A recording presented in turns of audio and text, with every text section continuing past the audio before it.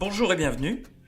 C'est à l'occasion de Pâques 2017 que Mattel a édité ses 4 modèles tirés d'un conte de Pâques, Mater and the Easter Buggy. Alors ce n'est pas la première fois que des voitures sont issues d'une histoire qui n'est sortie qu'en livre. Il y a d'abord eu les voitures du livre des Storytellers, un livre qui raconte 5 histoires qui se passent avant le film Cars. Dans la continuité des Storytellers, il y a ensuite eu un conte de Noël intitulé Mater Saves Christmas qui a donné aussi naissance à pas mal de véhicules. Une histoire intitulée To Protect and Serve a servi de prétexte à la sortie de 3 modèles. Cette histoire faite en images de synthèse aurait probablement dû sortir en cartoon, mais elle n'est finalement sortie que dans un livre pour enfants. Et donc, qui dit conte de Noël dit conte de Pâques, et c'est donc le 4e livre à donner naissance à une série de miniatures. Mater and the Easter Buggy est pourtant un livre qui est sorti en 2012, réédité avec une nouvelle couverture en 2014, mais il aura fallu attendre 2017 pour que Mattel produise des modèles.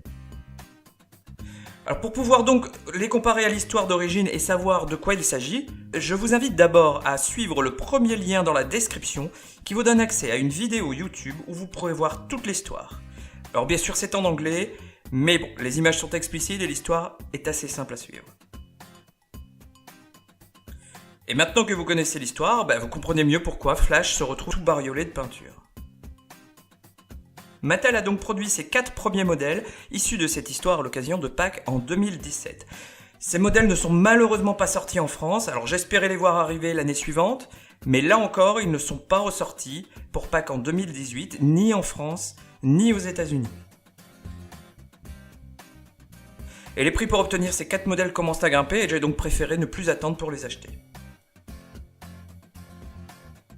Alors comme vous le voyez, les blisters ont une forme unique, arrondi pour rappeler la forme des œufs, grand aussi comme des blisters de luxe afin d'inclure avec chaque voiture un panier de Pâques.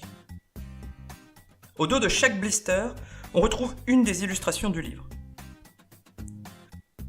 Alors petite remarque sur cette illustration qui apparemment n'était pas assez large, ils ont tenté d'élargir cette partie, vous voyez avec les buissons ici ils sont dupliqués mais bon il y a un raté, on voit la roue de Martin qui réapparaît à côté.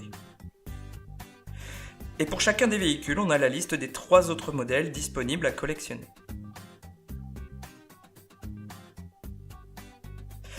Parmi les 4 personnages choisis, on ne compte qu'une seule nouveauté, le buggy, et donc 3 rééditions. Alors, c'est en même temps normal puisque l'histoire elle-même n'inclut qu'un seul nouveau personnage. Tout se passe à Radiator Springs et on retrouve tous ses habitants que nous connaissons bien. Alors tout d'abord Martin, le personnage autour duquel cette nouvelle histoire s'articule une fois de plus, il a décoré ses portières pour Pâques.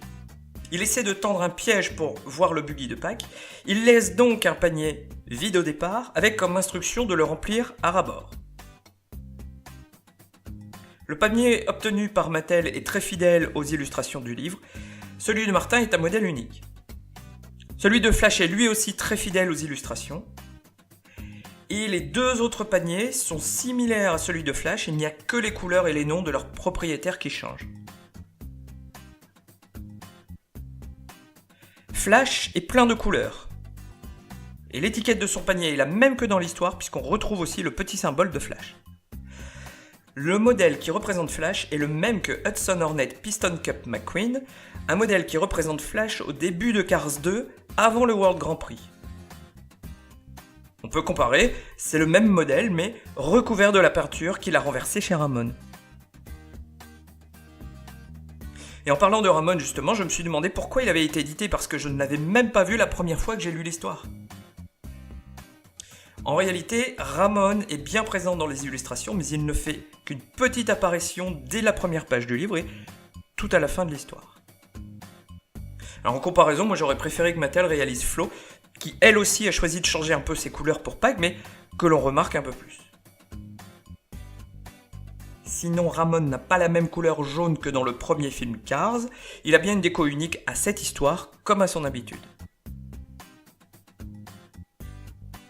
Enfin, le nouveau modèle de la série est cette Easter Buggy.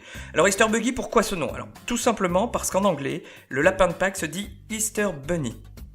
Et donc dans Cars, il devient Easter Buggy.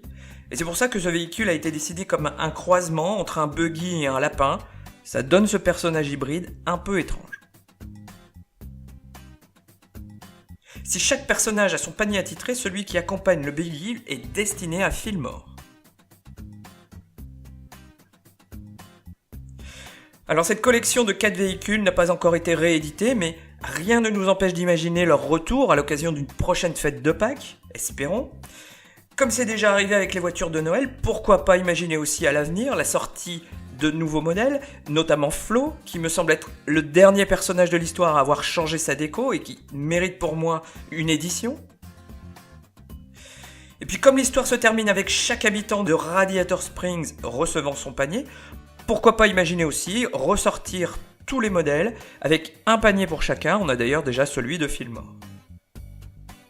En tout cas, j'espère qu'ils ressortiront un jour. Ça laissera plus de chance à ceux qui ne les ont pas encore. Et puis ça fera en même temps baisser les prix de ces premiers modèles. Voilà, merci d'avoir suivi. Merci également pour vos commentaires qui me motivent vraiment à continuer. Et je vous rappelle que vous avez à votre disposition la base de données et la page Facebook pour suivre l'actualité de la collection. Merci et à bientôt.